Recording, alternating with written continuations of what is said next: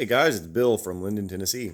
So in the last video, I had the transmission out and I was diagnosing the cause of my gear whine. So there are a few things that are still kind of bugging me about this thing. The gear whine being one of them. I can't do much about that. Quaife Engineering out of England, they are the ones that did the gear set for the drive unit, and I hope that they're in the background working on a new design that will be not so noisy. That would be wonderful. And when they come up with that design, hopefully they'll remember that I'm their friend and they'll help me out with the price on it, because they're kind of expensive. But I gotta admit, even if they don't, I'm still gonna buy it, because an electric vehicle that's not quiet is, well, it's annoying. So that's one of the annoyances. The other one is the rear differential. I have a locking differential in it. Now, there are several flavors of locking differentials. You've got some that have clutch packs in them, basically just friction discs. It's like a motorcycle clutch. If you don't, maybe you don't know what that looks like. It's a bunch of friction discs with some metal plates, and it would say 6 of them, and they're smooshed together with a heavy spring.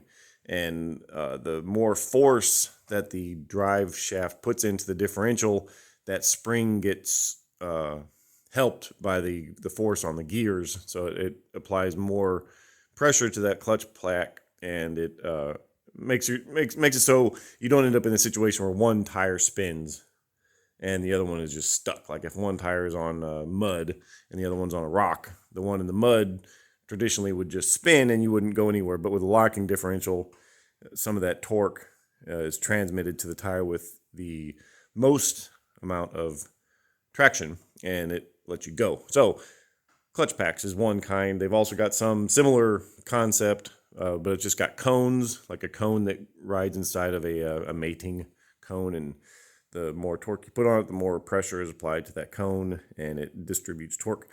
The other kind is what's called a automatic torque biasing, ATB, and there's several companies that do those, and they've just got some gears in it, some worm gears and some pinion gears and stuff inside of it, and that's what's actually in the center differential on the drive unit, is a torque biasing differential. And what that does is, when torque comes into the differential, unless one tire is like suspended in the air with zero traction, so no torque, in that case it'll just freewheel. But if in any situation other than that, there's going to be some amount of torque needed to turn the tire. So like I said before, if it's in mud and the other one's on a rock, like it takes a certain amount of torque to make the tire in mud spin out. Well, a torque biasing differential takes that amount of torque and multiplies it by a factor determined by the gears inside the differential, and sends that amount of torque to the other side. So say it's an 80%. I think that's how they call it. So they say it's an 80%. So what would happen is, if the tire in the mud, say it took 10 foot-pounds of torque to spin out that tire, well, the differential would take those 10 foot-pounds and send 80% of that, so 8 foot-pounds, over to the tire that's sitting on a rock, and it makes you go. In this case, being that it's in my center differential, it would work the same way. So if the back tires were stuck in mud and the front tires were on rocks, then that's what would happen. It would send a percentage of the torque required to spin out the back tires. It would send them to the front tires, and theoretically you go. The other kind of differential is what I have in the rear diff, and it is called a lunchbox locker. And they call it that because basically you take the factory differential carrier, you take the spider gears out of it. Let's see, we can do a little demonstration with the old Tesla differential. So what you do is, this is what the guts of a differential look like. So normally this has got a sort of a different shape of gear, but it doesn't matter. Power comes in from the drive shaft here, and it goes to this piece right here. because it's just bolted to that. And then this piece has a pin that goes through it. So this piece is driving these two outer spider gears. And if this spider gear over here has traction, and then that one over there has traction, then the spider gear will spin both of them. If this one has a lot of traction, but this one doesn't have any, then the spider gears will turn around and do kind of a thing like this. There are a lot better descriptions of this on YouTube. Anyway, lunchbox locker. You take all these guts out and you put the thing in there, and the thing is basically, you can think of it like a ratchet. I probably could have got some visual displays ready before the video here, but I didn't, so bear with me for a second. So you get yourself like a ratchet. Think of a ratchet. And the way this works is, everybody knows how a ratchet works. In one direction, it freewheels, but in the other direction, it locks. So that's how it works in the rear differential here. So you're going around a corner, the outside tire spins faster than the inside tire. So as you go around the corner, this would be your outside tire going around the corner, taking a longer path through the corner than your inside tire, like this. And then what will happen is, if you're in an off-road situation, one tire's in mud, one tire's on a rock, what will happen is the differential will the drive shaft will send power into the differential, and kind of like how those other ones I was explaining with clutches and cones, the internals here kind of expand, and when that happens, the thing that's making the noise gets locked, literally locked. It's a locker. Whereas the discs and the cones are kind of partial lockers. The ATB is a partial locker. This lunchbox locker is, I can't think of the actual term for what these are called. We're just going to keep calling it lunchbox locker. It is a locking differential. It sends all of the torque to the tire that doesn't, to the tire that is with traction, that isn't slipping. So, but the problem with it is, it makes noise. So you go around the corner, it goes just like that. Except instead of being a 1/2-inch drive ratchet, this is, say, like a 10-inch drive ratchet. So it makes a lot of noise. It's fine when you're going down the road. If you're just driving down the road and you're going around a corner and it's doing that ratcheting action around the corner, you might hear a click. It's not very much, but what's annoying is when you go through town and it is loud, and it causes kind of people to sort of stare at you, and it's just annoying. The fix for that is I need different axles. Basically, I need different axles anyway. That way I can put full power to this thing. At the moment, I'm got it tuned down about 250 kilowatts. It's got at least 500. So, I mean, do you need 500 kilowatts? It's basically 500 horsepower in a Jeep. Yeah, of course you do. So, at some point, probably this fall, winter, I'm going to upgrade these axles. I can get more into that later. But anyway, another thing that has been kind of bothering me is that with all the weight of all these batteries, especially over the back, the springs were sagging pretty low, so that I only had about 1 inch of up travel before the axle hit the bump stop.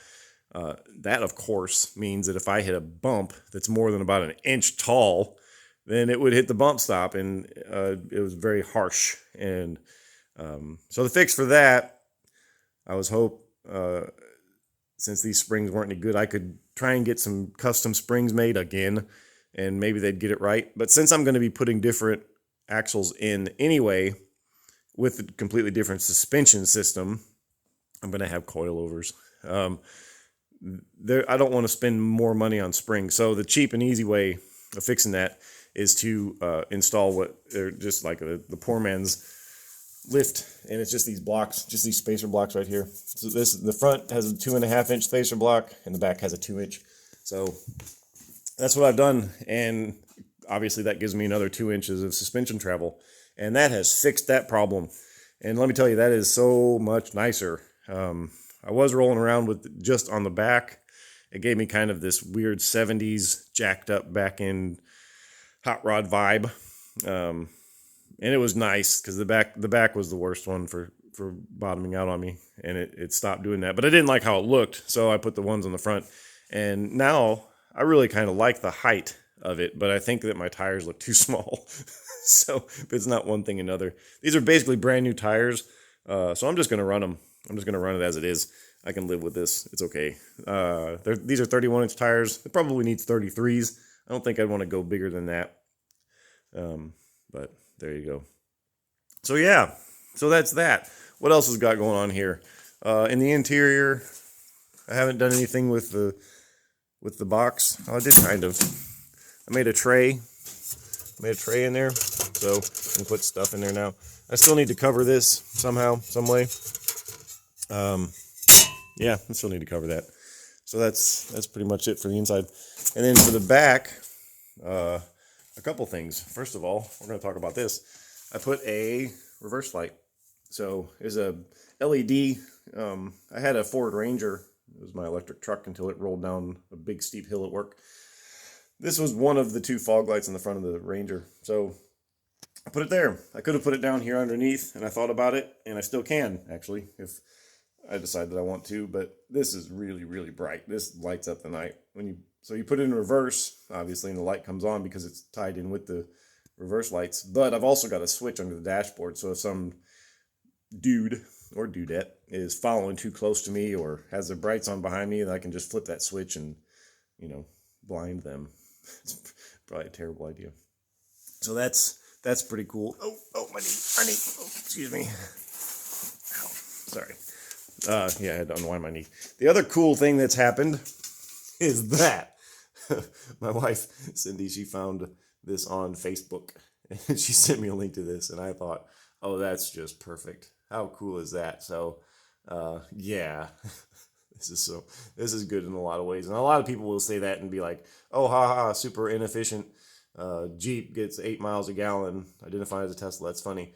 But, if you know, you know. Let's see. That's it. Just a little quick, kind of quick, not so quick, sort of instructional video on how differentials work, really. But a little update on what's going on with the Jeep. Oh, another thing. When I put the motor back in, obviously I had to drain the coolant to get it out, and I had to fill the coolant to get it back in. And one of the issues I was having was getting the air bled out of the lines. Now, I bought one of those vacuum pump things. I even made a video about how I couldn't get it to work. So what I did this time was I had the catch can. Let me see if I can open this and show you what I'm talking about here. So that one there. I had that. The bottom of that has a fitting on it, and I had it just teed into the return line from the drive unit. So it goes from the radiator to the pump, through the drive unit, and then back to the radiator.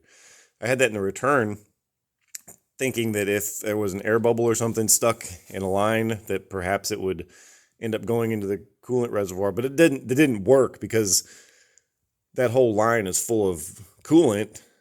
And in order for a bubble to get through that, it would have to push all that coolant in the line and in the reservoir out of the way. So what would happen is the air would just continue into the line and then end up getting stuck at the top of the radiator. So what I did was I took that T out of the return and put it into the supply to the pump. And that way, what I can do is I can reach down with a pair of pliers on the supply from the bottom of the radiator and clamp that off. And that way, all of the coolant that goes into the pump is coming from the reservoir. Then I can I've got a little fitting right here at the top of the reservoir. You can't see that. You can. Got a fitting there at the top of the reservoir. I'll take that off and put a line from it into the reservoir there. So from the top of the radiator into the reservoir. So that way, air, so coolant with no air in it, gets pulled from the reservoir through the pump, through the system, into the radiator. And then if there's any air in the line, it'll go to the top of the radiator, which is where that fitting is. So all that air gets bled out, and it happens really, really fast. So that worked fabulously.